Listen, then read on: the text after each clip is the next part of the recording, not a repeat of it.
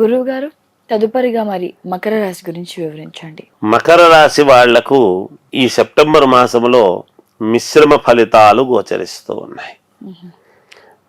వీళ్ళ ఆలోచనలు గతంలో అనుకున్నది అనుకున్నట్టుగా జరిగేవి, ఇప్పుడు కొంచెం జరగడం లేదే ఎందుకు అనేటువంటి ఇది ఒకటి.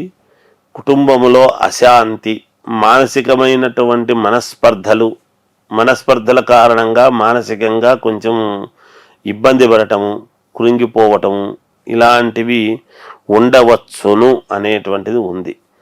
స్థిరాస్తి యోగం ఉన్నది. స్థిరాస్తి అనేటువంటిది వీళ్ళు సంపాదించుకుంటారు. అలాగే భూముల వలన క్రయ విక్రయాల వలన కొంత మంచి కొంత ఇబ్బంది. డబ్బు రావటం, అమ్మటం చాలా సులభం, కొనేవాడు కొంటాడు, కానీ మళ్ళీ ఇవ్వాలి అని అనుకుంటున్నప్పుడు దాంట్లో మనం అమ్మినప్పుడు లాభం రావాలి కదా, ఆ లాభం రాకపోగా చిన్న ఇబ్బందులు పడేటువంటి విధముగా ఉంటుంది. తప్పనిసరి అమ్మాల్సి వచ్చింది, లాభం లేకపోయినా ఎందుకబ్బా అనేటువంటి బాధ కలుగుతుంది కాక.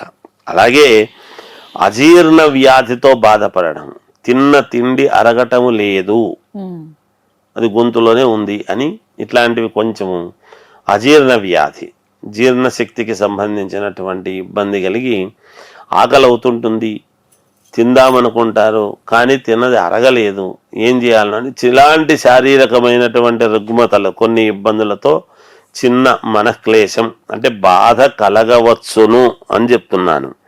అలాగే వృధాగా తిరగటం, పోయిన చోటికే 3-4 సార్లు తిరగాల్సినటువంటి పని ఏర్పడము.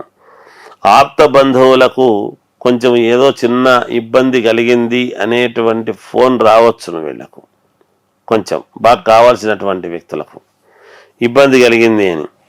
అలాగే కుటుంబములో వైరాలు సంభవిస్తాయి.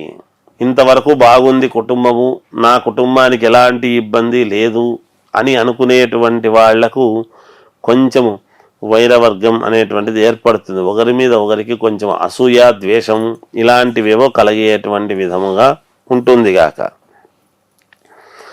అలాగే తరచూ ప్రయాణాలు సంభవిస్తాయి. తరచూ ప్రయాణాలు పడి వేరే చోటికి వెళ్ళాల్సినటువంటి అవసరం ఏర్పడుతుంది.